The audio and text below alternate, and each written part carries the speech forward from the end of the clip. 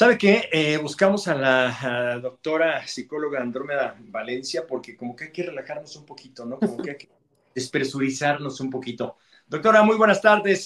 Saludo afectuoso de Raimundo Cruz, todo el equipo, por supuesto, RCN Noticias México y hasta donde nos vean y nos escuchen, la República Mexicana, algunos, muchas ciudades, muchos estados de la Unión Americana y algunos lugares más, un poquito en Europa y en Latinoamérica. ¿Cómo estamos, doctora?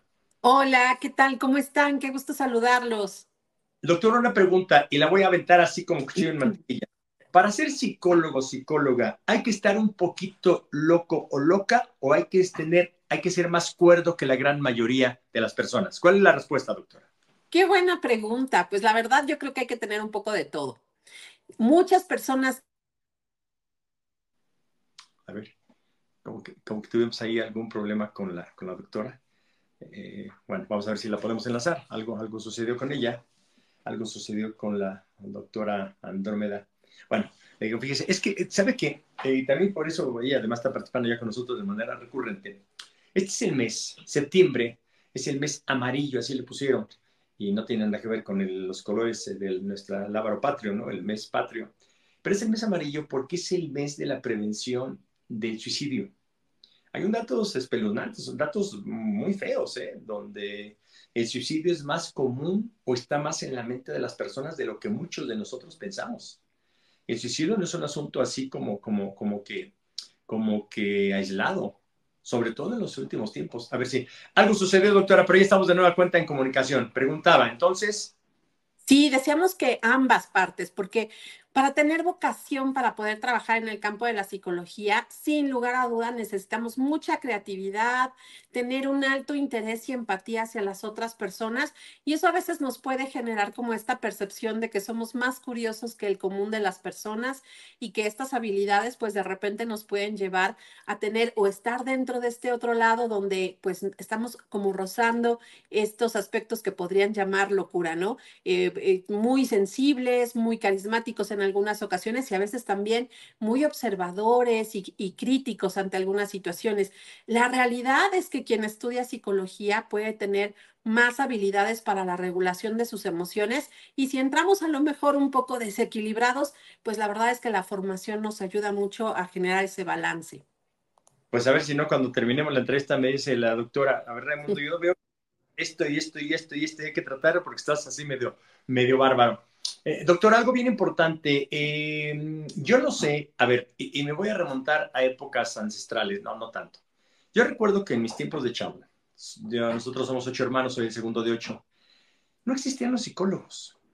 A ver, corrijo. No era tan recurrente un psicólogo, casi lo tomábamos las personas cuando estabas realmente mal, alterado de alguna situación mental, porque me acuerdo muy bien, y se hacen muchos memes ahora, que la famosa chancla de la mamá, y así se estilaba. ¿Cuál psicólogo ni queche deprimido? No, la manga y haces esto, te subes, te bajas, y santo remedio. Ahora sí que la terapia más recurrente era la chancla de la jefa, como le decíamos antes, no de la mamá. Casi siempre era la mamá, pocas veces el papá. ¿Qué ha pasado, doctora? ¿Por qué ahora tanta gente, sobre todo las juventudes, ojo, pero también los adultos mayores, han caído en una como necesidad de ser atendidos y atendidas? Los jóvenes adolescentes, que repito, cuando yo era chavo, a mí no me permitían tener esos bajones porque pues, no se valía. Además, como éramos, repito, de los 8 hermanos, los dos primeros hombres, como que había que cargar pues, con el costal de todos los hermanos, la casa y demás, pero no se nos permitía ese tipo de cosas. ¿Qué ha sucedido? ¿Se ha potencializado hoy la depresión, estos síntomas que con las redes sociales los focalizamos o los potencializamos?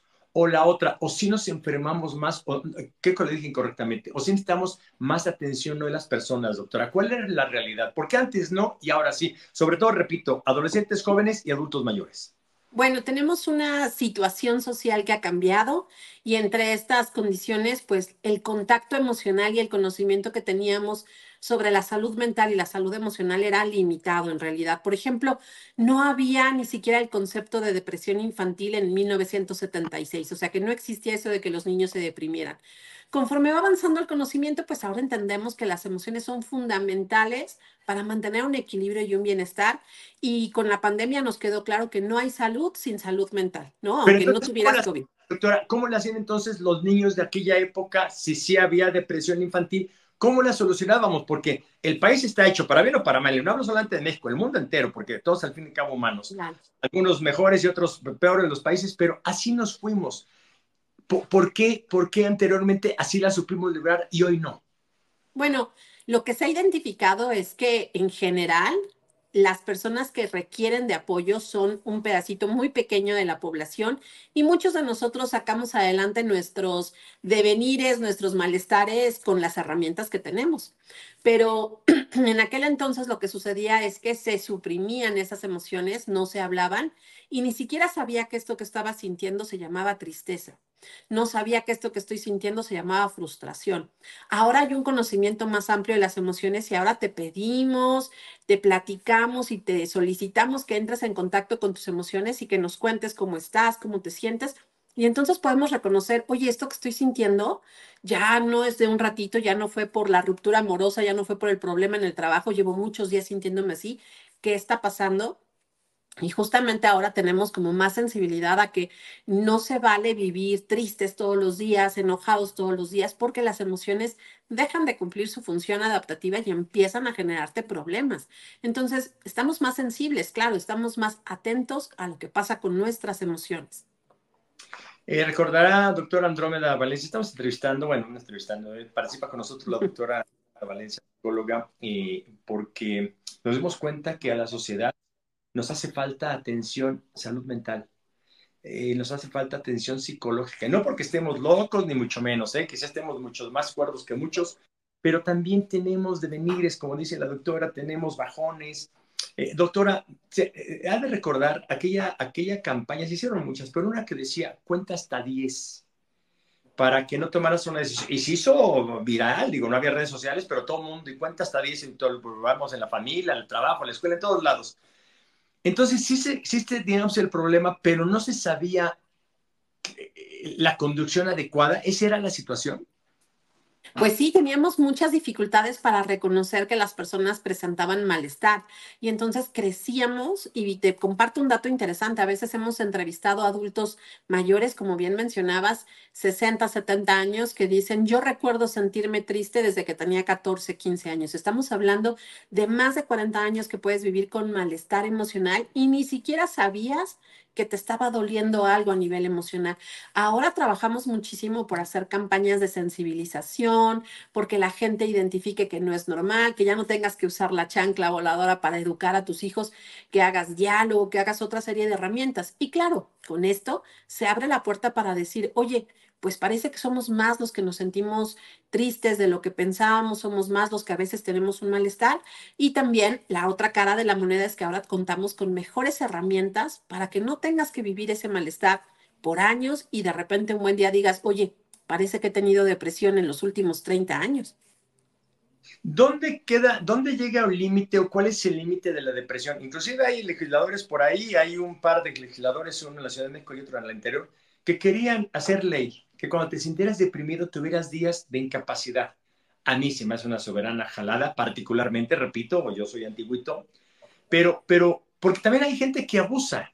También hay gente, oye, me siento deprimido, imagínate, no voy a la escuela, voy a examen. No, pues me siento deprimido por la angustia. Y no vas a hacer el examen y cómo le haces la chamba. Viene un evento muy grande, una situación importante, hay que sacarla. Creo que no se vale. ¿Dónde llega el límite? ¿Cómo sabemos lo que es la depresión y cómo sabemos que no está abusando en este caso la persona, hombre o mujer y en la condición que El sea? ejemplo que pusiste es buenísimo porque todos hemos sentido preocupación ante un evento, una evaluación, un examen, una junta, una actividad y de repente queremos decir pausa, ya no quiero, no quiero exponerme a esa sensación de malestar y en ese sentido estamos hablando de un nivel de estrés muy alto y nuestras pocas habilidades a veces para afrontar o manejar esos retos, ¿no? No me siento capaz en este momento de enfrentar esa situación. Nos puede pasar a cualquiera, pero no sería suficiente como para que dejes de ir a trabajar, te cambies de escuela, te cambies de país, o sea, eso no sería bueno y no te ayudaría en nada.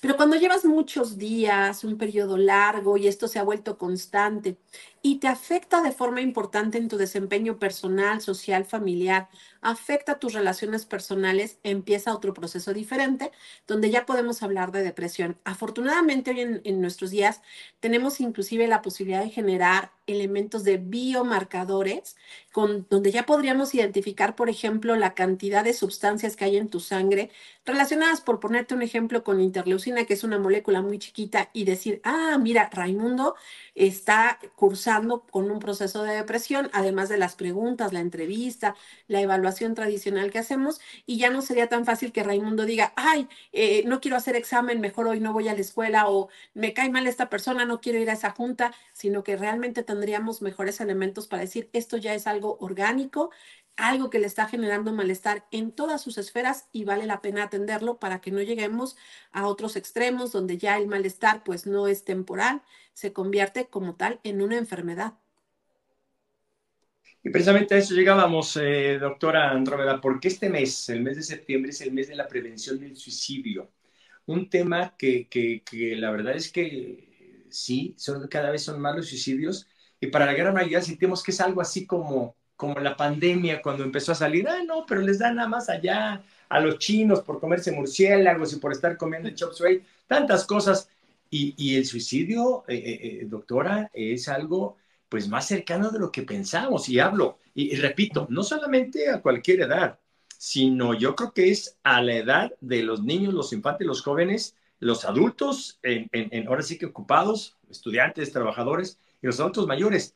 ¿Cómo le hacemos para detectar cuando un personaje, un familiar, alguien cercano a nosotros tiene un problema de esos? ¿Cómo lo podemos detectar, doctora? ¿Y qué podemos hacer? Claro, pues justamente la Organización Mundial de la Salud ahora nos ha puesto el lema de que hay que cambiar la narrativa, hay que cambiar la forma en que platicamos de estos temas para sensibilizarnos más y darnos cuenta de que todos estamos expuestos en algún momento a presentar una situación de riesgo tan alto como puede ser el pensamiento de muerte o el riesgo suicida. Pero la pregunta que haces es fundamental. ¿Qué señales podrían ayudarnos a detectarlo? Bueno, no hay una situación que podamos decir en todos los casos va a ser igual, pero vamos a notar que hay un cambio fuerte en el estado de ánimo de las personas que normalmente empiezan a platicar sobre temas relacionados con la muerte, que la persona lleva un tiempo sintiéndose mal y que además estas condiciones pueden estar relacionadas también con una persona que cursa con depresión, no siempre, pero en muchos de los casos.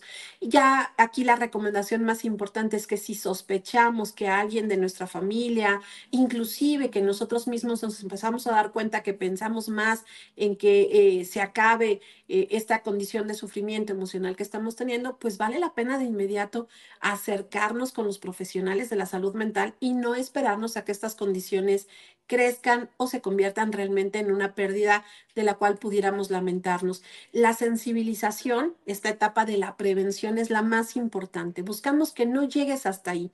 Si tú que nos estás escuchando, nos estás viendo, de repente has sentido pues que estás triste, que esto no mejora, que la situación te abruma demasiado, busca ayuda, platícalo, no te detengas y busca la mejor manera de solucionarlo.